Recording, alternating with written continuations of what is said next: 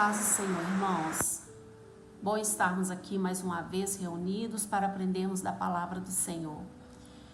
E nessa noite quero compartilhar com os irmãos a palavra de Deus que se encontra em 1 Pedro, capítulo 5, versículos 6 e 7. Humilhai-vos, pois, debaixo da potente mão de Deus, para que a seu tempo vos exalte, lançando sobre ele toda a vossa ansiedade, porque ele tem cuidado de vós. Glória a Deus, ele tem cuidado das nossas vidas, ele tem cuidado de cada um de nós. E, irmãos, nesta noite, a palavra do Senhor nos traz: tenha cuidado de vós. E é interessante como muitas vezes, nós achamos que o Senhor esqueceu de nós, ou que em meio às dificuldades ele nos abandonou.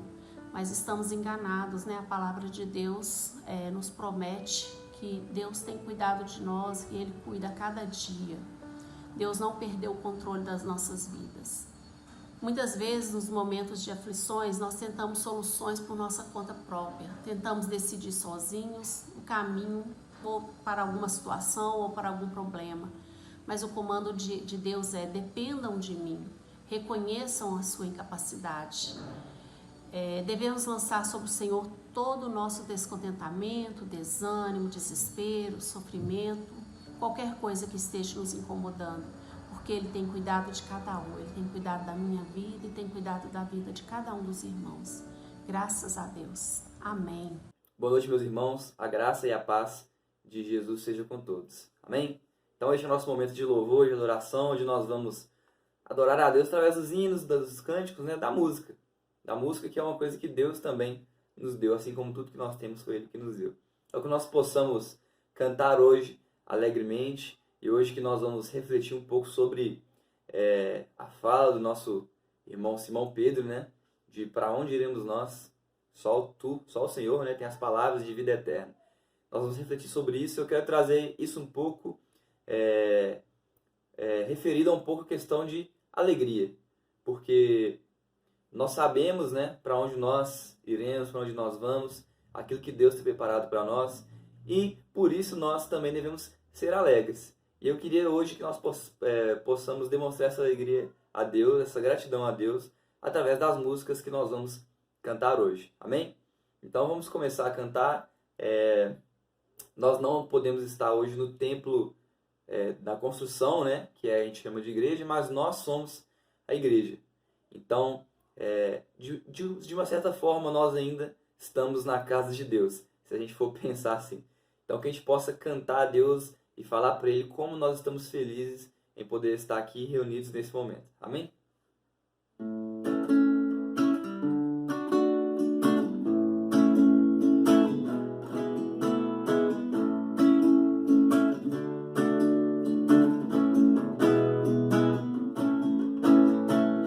Fico feliz em vir em tua casa, erguer minha voz e cantar. Tua casa, erguei minhas mãos e adorar. Fico feliz em vir em tua casa, erguei minha voz e cantar. Aleluia. Fico feliz em vir em tua casa, erguei minhas mãos e adorar. Bendito é o nome do Senhor, bendito é o nome do Senhor, bendito é o nome do Senhor, para sempre.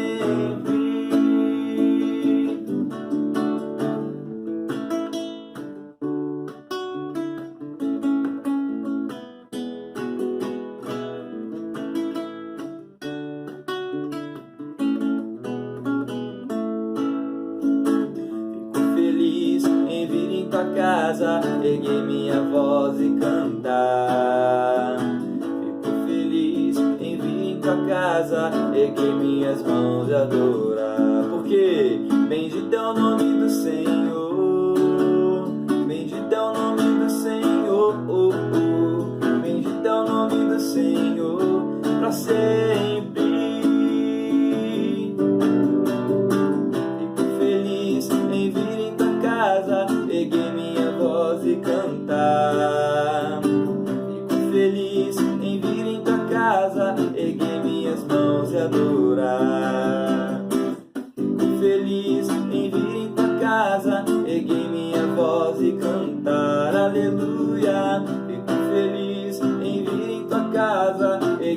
minhas mãos e adorar. Bendito é o nome do Senhor, bendito é o nome do Senhor, bendito é o nome do Senhor, para sempre, para sempre, para sempre. Amém. Bendito é o nome do Senhor para sempre. E com esse ritmo de alegria vamos continuar cantando a Deus, falando para Ele ainda mais dessa nossa alegria de estarmos aqui. Não especificamente da alegria da salvação, da alegria de ter conquistado algumas coisas, mas a alegria de estar, de podermos estar hoje reunidos aqui, mesmo que virtualmente, né, nesse nosso culto. Amém?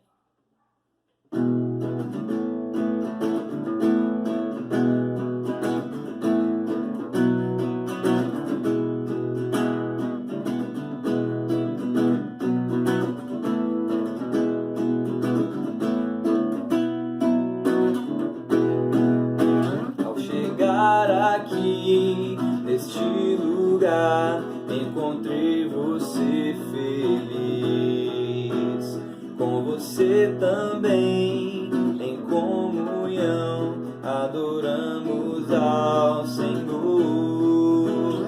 Ao chegar aqui neste lugar encontrei você feliz, com você também em comunhão adoramos ao Senhor. Com alegria cantamos, com alegria dançamos. No amor de Deus te abençoei, fui abençoado também. No amor de Deus te abençoei, fui abençoado também.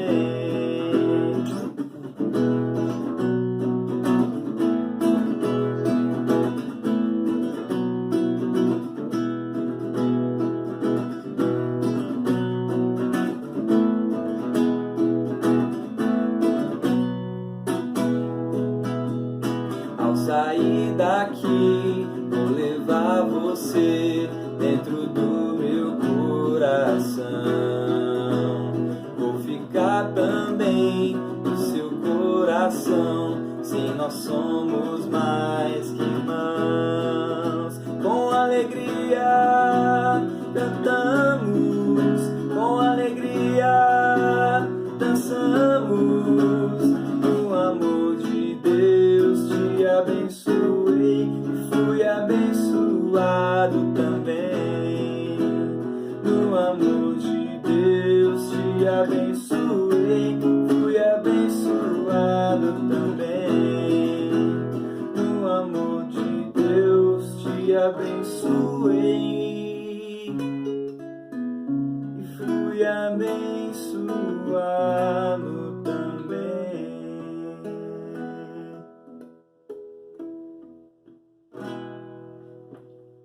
Amém. Que possamos sempre continuar assim, em todo o tempo, louvando a Deus. Amém?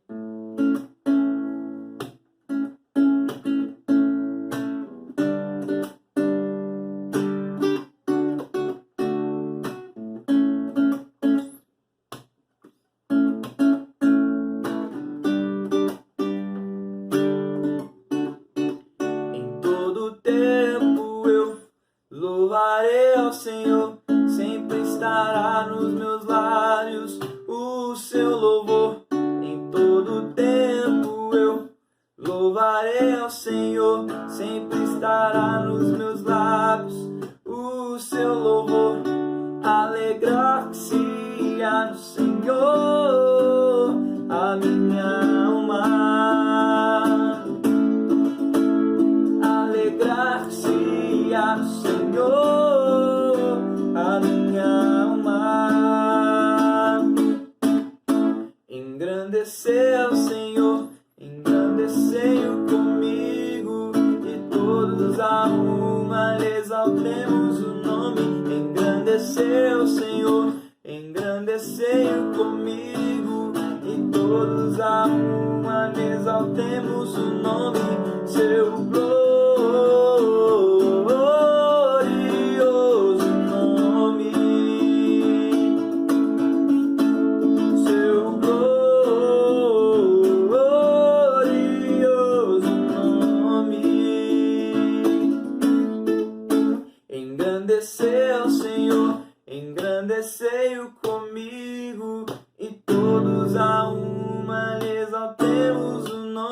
engrandecer ao Senhor, engrandecei-o comigo, e todos a uma lhe exaltemos o nome, seu glorioso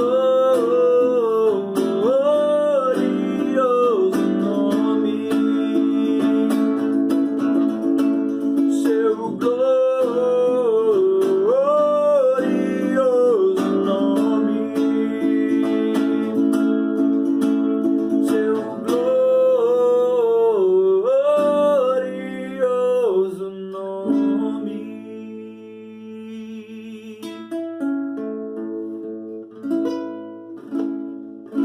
Amém. Possamos continuar em todo o tempo, né, buscando a Deus, buscando seguir os caminhos do nosso Senhor. Amém? Que nós possamos correr atrás disso, correr para encontrar Deus, correr para encontrar Jesus, seja nas pequenas coisas, seja em outras coisas também que nós fazemos no nosso dia a dia. Enfim, correr atrás de Cristo, né? Correr no caminho, nos caminhos de Jesus. Amém?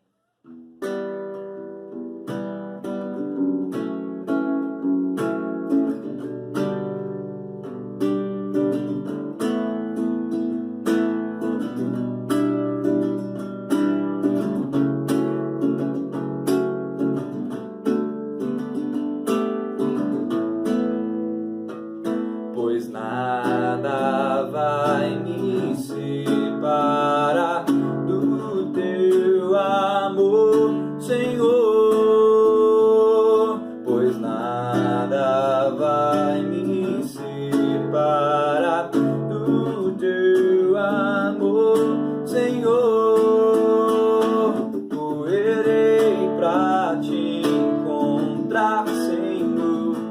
Cantarei pra sempre o teu amor, e com gratidão eu louvarei ao Deus que me amou.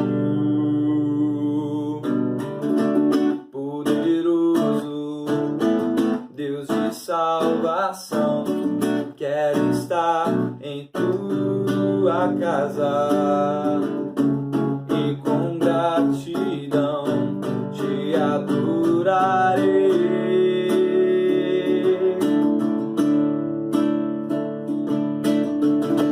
Tua morte a vida me deu, teu amor incomparável. Não há outro que eu queira mais,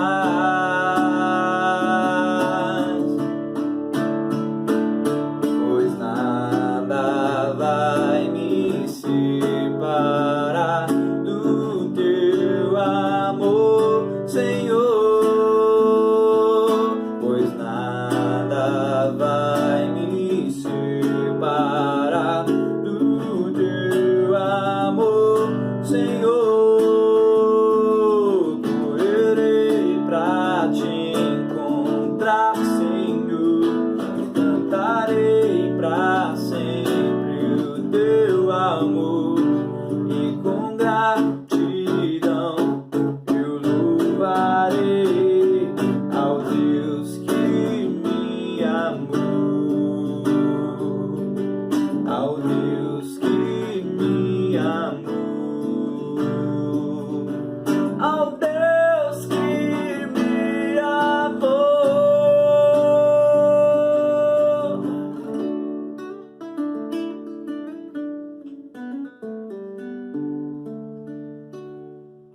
Amém.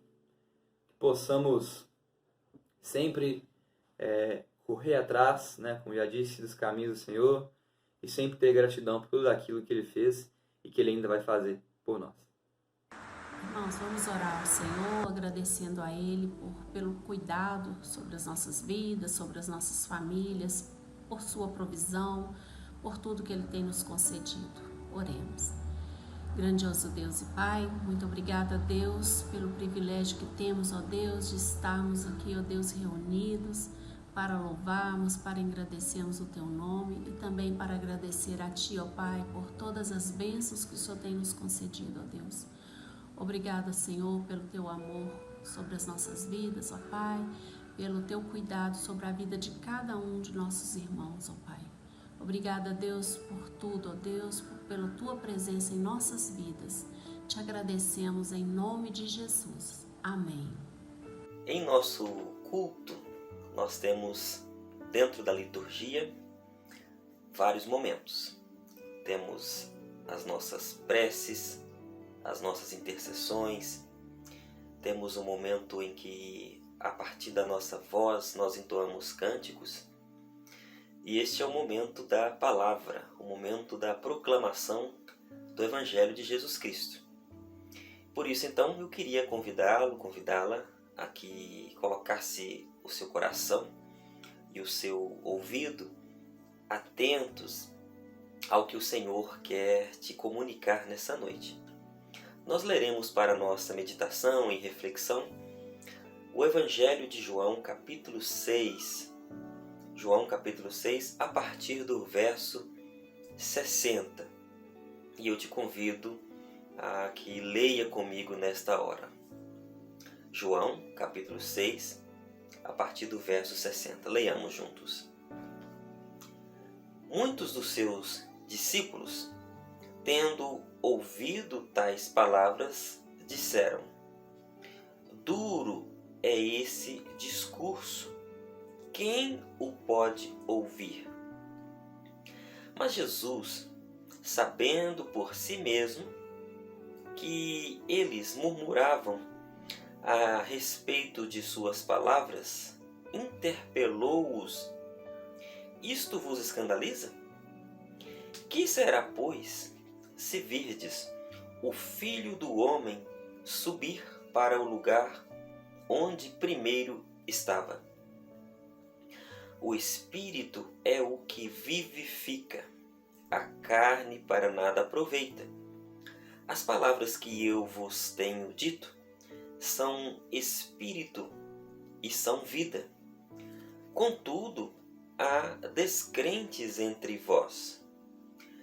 Pois Jesus sabia, desde o princípio, quais eram os que não criam e quem o havia de trair. E prosseguiu: Por causa disso é que vos tenho dito, ninguém poderá vir a mim se pelo Pai não for concedido. À vista disto, muitos dos seus discípulos o abandonaram e já não andavam com ele. Então perguntou Jesus aos 12: Porventura, quereis também vós outros retirar-vos? Respondeu-lhe Simão Pedro: Senhor, para quem iremos? Tu tens as palavras da vida eterna, e nós temos crido e conhecido que Tu és o Santo de Deus. Que o Senhor abençoe esta palavra ao nosso coração. Esse trecho da palavra de Deus que nós lemos, aqui a partir do versículo 60, ele tem um texto precedente, que é o momento em que Jesus profere um discurso, e nesse discurso de Jesus, ele anuncia qual é a sua missão, e de uma maneira talvez metafórica, uma maneira simbólica, ele vai colocando palavras que muitos começam a se assustar, a escandalizar, por uma razão simples. Alguns deles, e muitos, na verdade, muitos que seguiam a Jesus, seguiam a ele de uma maneira que viessem a observar nele algumas falhas, o que ele estava proferindo, se estava de acordo ou não com aqueles textos da lei. Mas outros acompanhavam a Jesus com um interesse legítimo de poder colocar a sua vida, expor a sua vida àquelas palavras que Jesus estava proferindo, que eram as palavras do Evangelho. Então nós tínhamos esses dois públicos que seguiam a Jesus. Alguns que seguiam com um interesse equivocado, porque procuravam em Jesus não um reconhecimento, mas uma negação. E outros que tinham seu coração o interesse de procurar a Jesus de fato, pelo que ele oferecia. E numa dessas ocasiões, Jesus então profere um discurso que era aquela fala dele que referia em como ele se ofereceria para o mundo, como ele se ofereceria para aqueles que seguiam a ele e para aqueles que viessem a crer nele. Jesus usa a linguagem aqui de ida para a cruz, falando da carne e do sangue. Ele fala de uma carne que deveria ser comida e de um sangue que deveria ser bebido. Na verdade, ele está usando uma linguagem simbólica para expressar que essa encarnação dele na história, esse Filho de Deus que se encarna na história, não é simplesmente um encarnar de palavras, mas é uma entrega concreta. E era isso que Jesus estava apontando para aqueles que estavam ouvindo a ele. Ele está dizendo, a minha vinda ao mundo, a minha entrega, ela é uma entrega real, concreta. E é uma entrega livre. Eu vou para a cruz, eu vou me entregar. E aí o Filho do Homem vai passar por todas essas, por tudo aquilo que essa entrega vier a trazer para ele. A dor, ele vai passar por abandono, o Filho do Homem vai passar por uma série de situações. Então, quem me segue, Jesus dizendo, quem está comigo, quem vem comigo desde o encontro inicial das minhas palavras, Jesus está dizendo, olha, é necessário então comer da minha carne e beber do meu sangue. Jesus está dizendo, não tem espaço para o meu discípulo que quer viver comigo de uma maneira fantasiosa. Viver comigo de uma forma que esse caminhar comigo seja um caminhar de um mar de rosas. Ou seja, que não venha se entregar de fato e se colocar de fato no serviço e na obra do reino de Deus. O tempo todo, nas palavras e nas ações de Jesus, essa entrega dele era expressa. Por isso que Jesus, quando fala aqui, comer da minha carne e beber do meu sangue, Jesus está falando, olha, viver o Evangelho, ouvir as minhas palavras, as palavras que eu tenho proferido, é muito mais do que um ritual, é uma experiência de vida.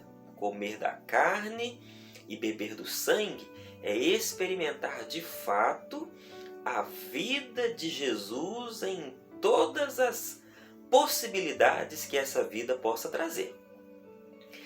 Mas aqueles que estavam ouvindo a Jesus com a intenção de julgá-lo, eles não entendiam essas palavras.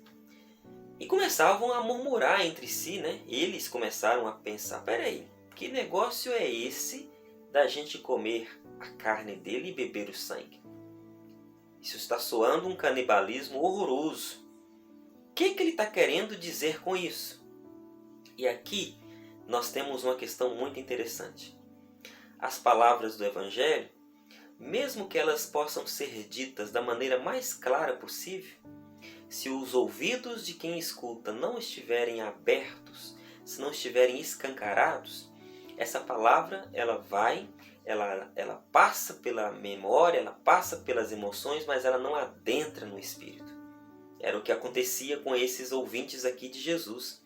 A palavra e tudo aquilo que Jesus estava dizendo para eles não chegou à mente, não chegou ao coração, não atingiu o espírito. Então eles estavam assim, o que significa essa palavra de Jesus? E como eles começaram a murmurar, Jesus também dá a eles uma resposta. Olha, vocês estão murmurando pelo quê? Estão escandalizados? Estão achando que a o seguir a mim é algo que faça com que vocês sejam livres de tudo, que não tenham que abraçar com compromisso a verdade do que eu tenho anunciado, Jesus então, de maneira firme, diz para eles: então vocês se enganaram completamente. Seguir a mim é abraçar tudo que eu tenho ensinado. É pegar ou largar. Porque ninguém que tem posto a mão no arado e olha para trás é apto para o meu reino. É isso que Jesus está dizendo. Não tem espaço no reino de Deus para brincar de ser filho de Deus, para brincar de evangelho, para brincar displicentemente pela vida, como que se as palavras e o evangelho de Jesus fosse uma diversão que a gente tenha num domingo ou em qualquer dia que a gente possa estar juntos. O evangelho não é uma brincadeira, o evangelho é uma decisão que eu escolho fazer para viver e viver de maneira concreta. E é isso que Jesus está dizendo. Eu vou para a cruz, eu vou me entregar. Eu acredito nas palavras do Pai e eu encarnei as palavras do Pai. E agora essa minha encarnação ela é concreta. Por isso que quem me segue tem que comer da minha carne e tem que beber do meu sangue. Então, quando Jesus professa isso, esse discurso, que é muito duro, alguns começam a se afastar. Vão tomando rumos divergentes. E é isso mesmo que acontece quando o Evangelho de fato é anunciado. As pessoas e as multidões, elas muitas vezes não estão interessadas em uma verdadeira transformação do seu ser. Isso era muito patente nos tempos de Jesus. As pessoas estavam muito mais interessadas em ter do que ser. Estar interessado em ter coisas não é um problema. Aliás, quem está com fome precisa de comida. Quem está doente precisa de cura. Quem está em angústia precisa de esperança. Ter e receber coisas não é um problema em si. A grande questão é que procuramos sempre resposta de Deus quando estamos nessas situações. E é mais fácil que as pessoas se acheguem aos templos quando você, como igreja, como líderes religiosos, oferece para as pessoas coisas que elas possam ter. Mas quando há uma fala no sentido de chamar a responsabilidade de viver o Evangelho, é possível que muitas pessoas se desanimem e não queiram mais essa jornada. Jesus aqui está fazendo um discurso e no momento em que ele faz, algumas pessoas começam a deixar a presença dele. Elas começam a ir. Jesus então fala para alguns discípulos que estavam próximos ali: olha, vocês estão vendo como que as pessoas estão deixando de me seguir simplesmente porque eu estou anunciando o que é real, o que é verdade, simplesmente porque eu estou colocando diante delas o que de fato vai transformar a vida delas. Vocês estão percebendo que muitas pessoas não estão dispostas a transformar a vida, a mudar de rumo. Muitas pessoas não estão dispostas a enxergar a si mesmas e ver a luz do Evangelho brotando dentro delas para fazer valer isso diante de si, diante da sociedade. Muitas pessoas não querem viver este compromisso do Evangelho. Muitas pessoas afastaram de Jesus. E aí Jesus pergunta: vocês também não querem fazer as mesmas escolhas que essas pessoas fizeram? Não querem abandonar a mim? Não querem me deixar? Jesus está fazendo uma provocação e ao mesmo tempo ele está chamando a consciência daqueles seus discípulos. Olha, vocês estão conscientes mesmo de que me seguir tem uma implicação?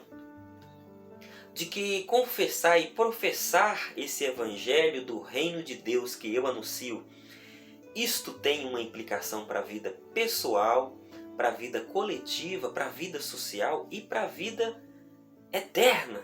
Vocês sabem que essa palavra e esse evangelho tem uma implicação na vida? Jesus pergunta para eles: vocês também não querem tomar a mesma decisão? está na hora de desistir. Querem desistir? Jesus falando para aqueles seus discípulos. E neste momento brota uma pergunta, mas é uma pergunta como uma resposta sincera do coração de Pedro. Pedro fala para Jesus assim: Senhor, eles se foram, mas para onde iremos? Para onde nós vamos? Para que lugar nós iremos? Só tu tens as palavras de vida eterna. Somente tu.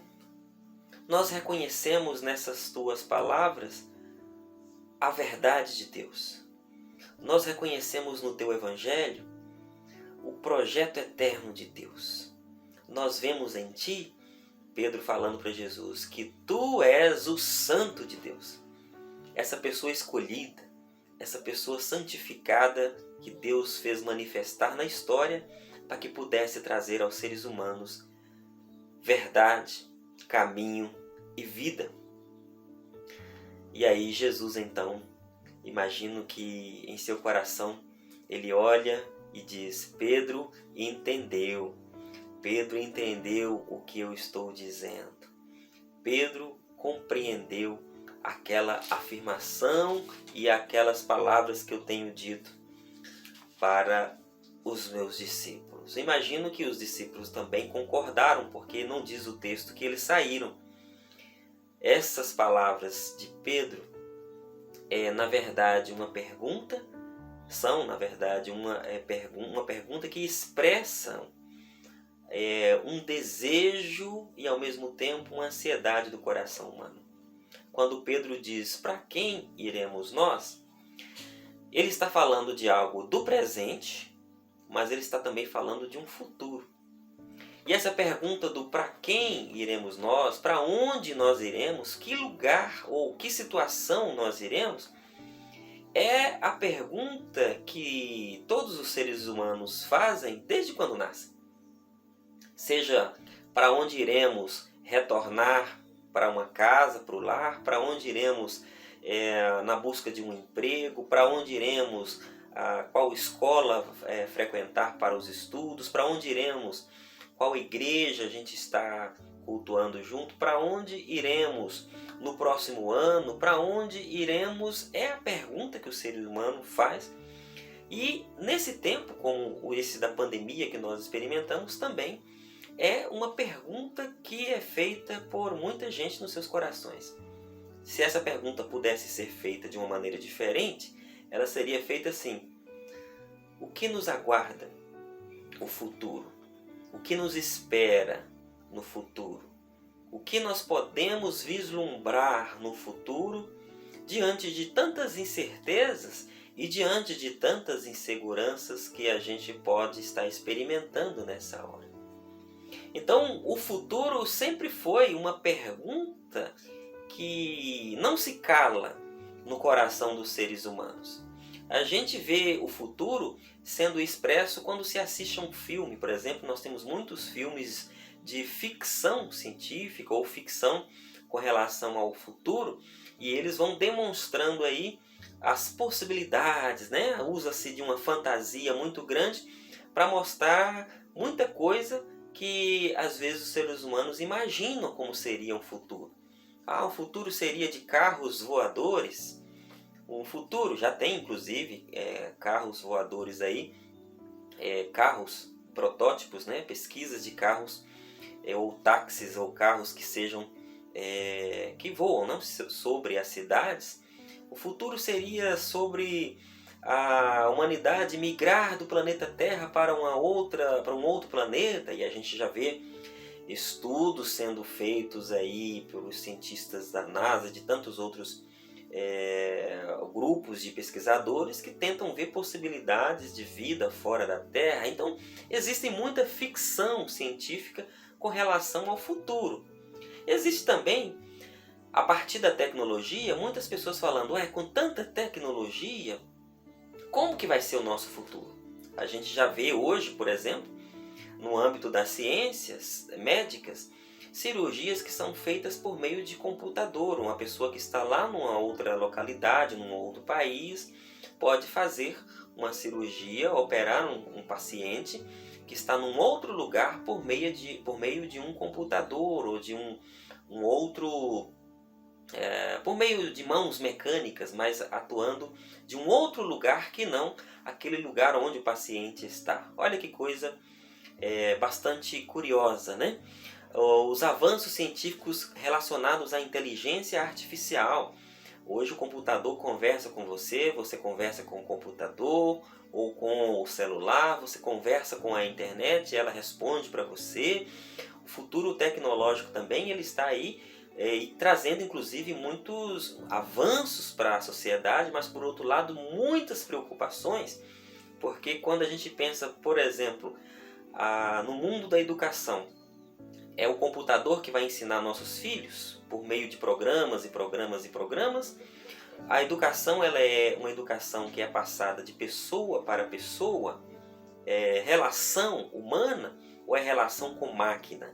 Então já começam a surgir problemas dos mais diversos com relação a esses avanços científicos relacionados à tecnologia. Há que se pensar também sobre a questão do apocalipse. Muitas pessoas, quando começam a verificar sobre o futuro, começam a enxergar imagens catastróficas, né? Destruição, começam a enxergar o céu todo neblinado, começam a enxergar as nuvens turvas.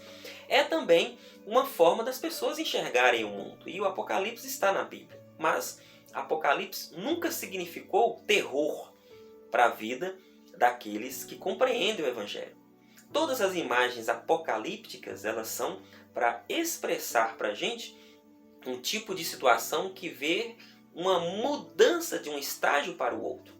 Por exemplo, quando nós lemos no Apocalipse, no livro do Apocalipse, né, de João, das Escrituras, vai mostrando várias imagens em como o mundo vai passando por transformações, né? Usa imagens da besta, usa imagem de dragões, quer dizer, figuras que a gente vai verificando e que na verdade a gente precisa entender o profundo dessas imagens e dessas figuras. Então a gente pode ter na nossa cabeça imagens escatológicas, imagens futurísticas de terror. São as perguntas que a gente faz. Do para onde iremos nós? Perguntas que estão expressas nos filmes de ficção, perguntas que estão expressas nos avanços científicos, perguntas que estão expressas até na religião, muitas vezes com imagens catastróficas do como vai ser o futuro. Daí a gente chega nesse texto e a gente verifica que todos nós, seres humanos, passamos por situações que nos limitam. As situações limites, elas fazem a nossa mente elocubrar e pensar ou trazer respostas para o que nós estamos passando no momento. Estas situações limites, elas igualam todos nós. O rico, o pobre, a pessoa que tem muitas posses e as que tem poucas posses. Todas as pessoas, o intelectual ou a pessoa que não tem a instrução na educação formal, todos são igualados nas mesmas circunstâncias, cada um a seu modo. Mas todos fazemos perguntas acerca do futuro quando nós estamos numa situação limite.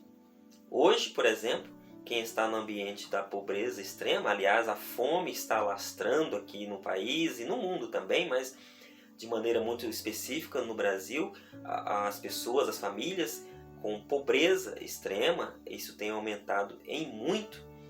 Essas pessoas vão perguntar como vai ser o nosso futuro. Quem está num âmbito de muito recurso, de muito dinheiro, vai perguntar, e as bolsas de valores, como que vai ser? Os investimentos. Então, os problemas e as situações com relação ao futuro, essas questões, elas acometem a todas as pessoas e não somente um âmbito social. E essa é a pergunta que a gente faz e a gente começa a fazer reflexões. Agora, esse texto que nós lemos aqui, fiz toda essa abordagem para a gente pensar no texto, porque a palavra de Deus não é algo abstrato, ela é para encarnar na realidade. Ela é para o nosso tempo, ela é para a nossa vida. O texto, como eu mencionei aqui, ele faz uma declaração. Jesus está fazendo uma declaração. E nessa declaração de Jesus, de que deveriam comer da sua carne e beber do seu sangue, ela gera duas atitudes naqueles seus ouvintes. A primeira atitude é que Jesus choca os seus ouvintes. Tem muita gente chocada quando descobre que Jesus ama toda e qualquer pessoa.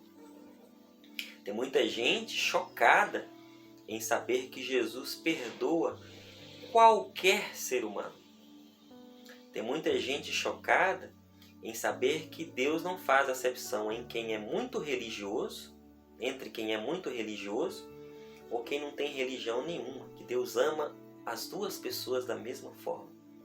Tem muita gente chocada em saber que aqueles que fazem muitas coisas para Deus e aqueles que não fazem nada, essas pessoas são amadas por Deus. Muitos estão chocados com o Evangelho que dá às pessoas o poder de escolher. O Evangelho dá às pessoas o poder de escolher. Eu vim para que tenham vida e vida em abundante. Tenho posto diante de vós a vida e a morte. Escolha a vida.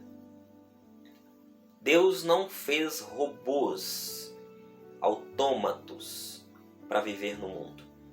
Deus fez seres humanos que têm consciência moral e que podem fazer escolhas. Todos fazemos escolhas, mas Deus ama a todos. E tem muita gente chocada em conhecer esse Jesus dos evangelhos, porque às vezes nós aprendemos um Jesus criado e caricaturado pela teologia, pelas doutrinas, pelas interpretações humanas.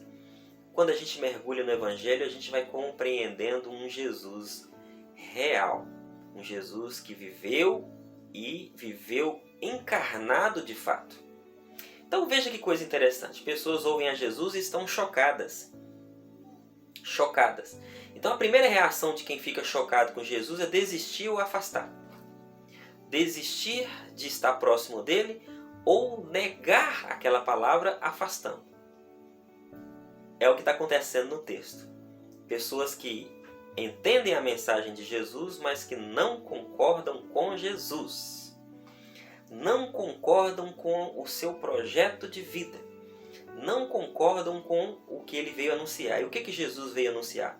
Perdão, libertação, tirar as pessoas da escravidão mental, espiritual, libertar as pessoas de maneira que elas possam continuar libertando a sociedade. Jesus veio chamar pessoas para fazer delas nova criatura e novo ser. E muitas pessoas não concordam, não querem que isso ocorra.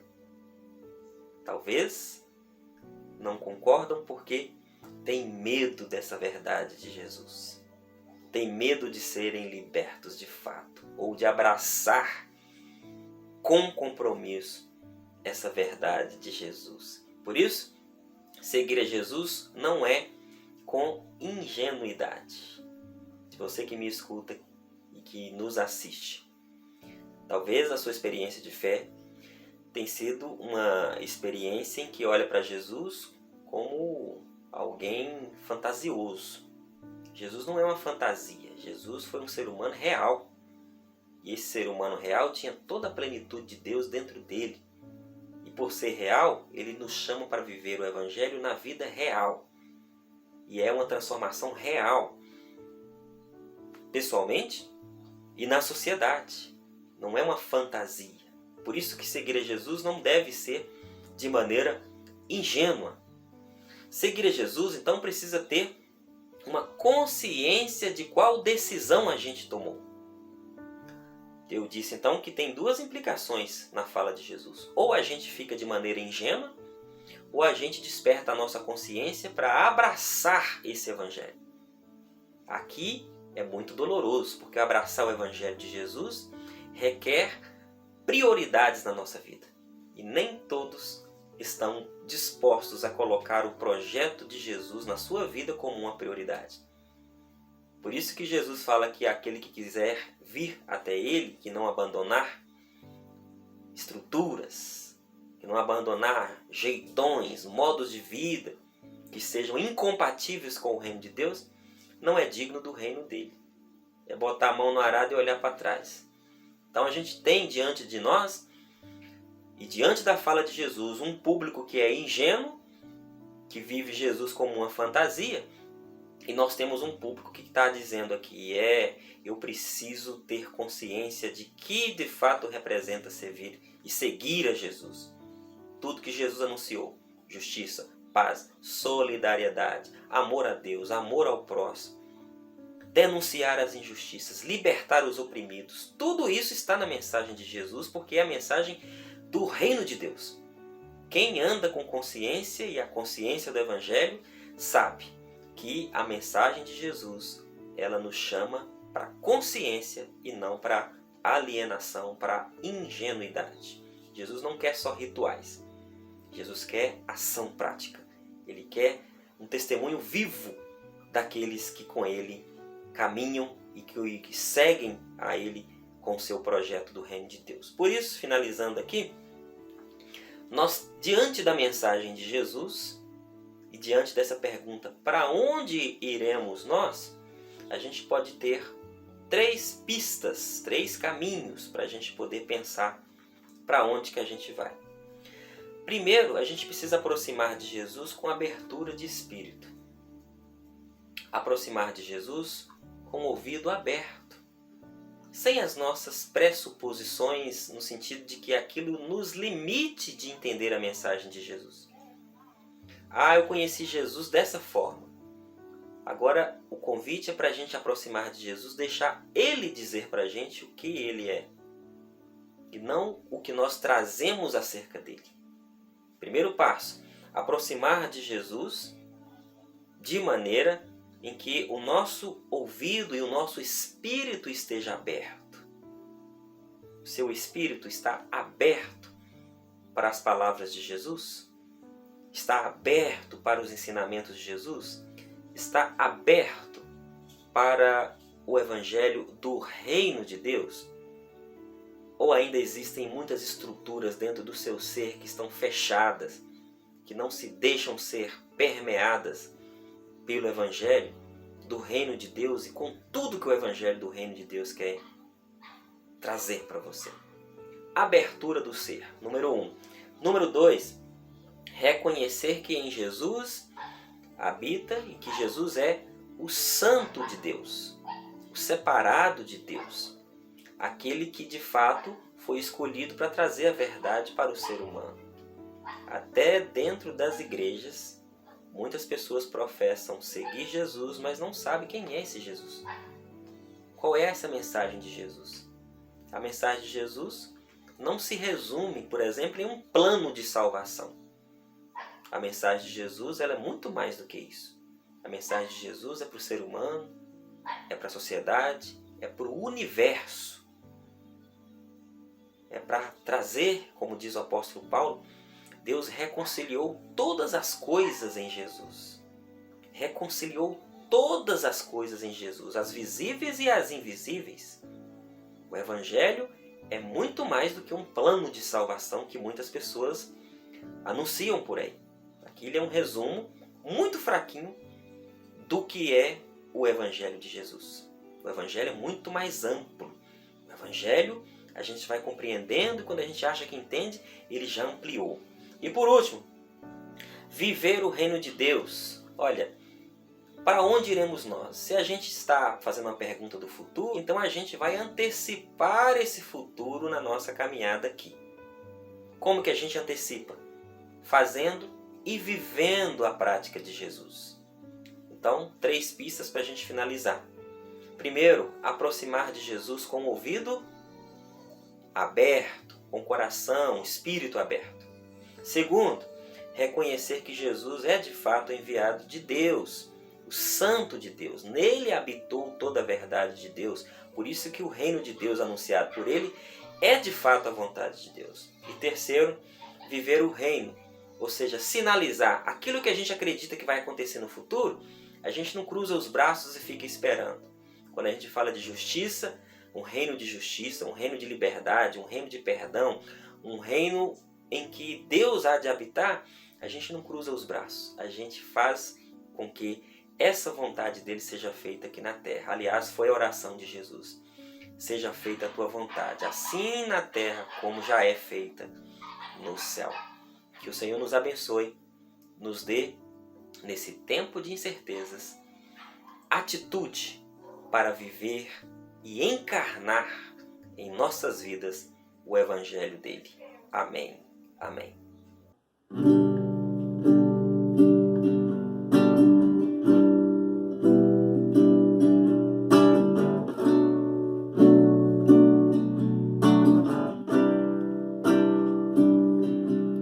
Pra onde iremos nós? Só tu tens a vida eterna. Pra onde iremos nós? Só tu tens a vida eterna. Tu és o pão que desceu do céu, fonte de vida, Emanuel, com tua glória sobre mim, enche-me de ti até transbordar. Eu nunca vou me saciar, enche-me de ti até transbordar. Pra onde iremos nós? Só tu tens as palavras de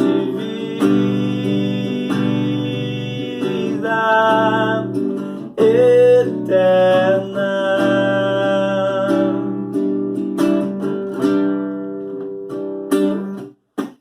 Tu és o pão que desceu do céu, fonte de vida, Emanuel, com tua glória sobre mim, enche-me de ti até transbordar.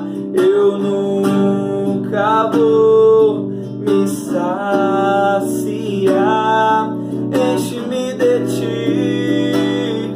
até transbordar. Pra onde iremos nós? Só tu tens as palavras de vida eterna.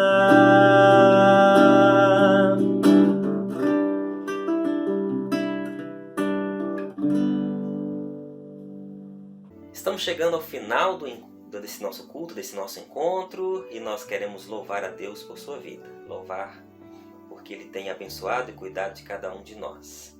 Eu quero orar com você nessa hora. Vamos orar juntos? Senhor, nós te agradecemos por este encontro, por este culto, agradecemos pela vida de cada um dos teus filhos e filhas que nos acompanhem aqui. Que a mensagem do Evangelho ela possa ser real nos corações e nas mentes de todos nós. Agora, Senhor, que o amor de Deus Pai, que a graça salvadora de Jesus, que as doces e benditas consolações do Espírito sejam com todo o povo do Senhor aqui e espalhados pela face da terra. Amém. Amém. Leve a esperança leve.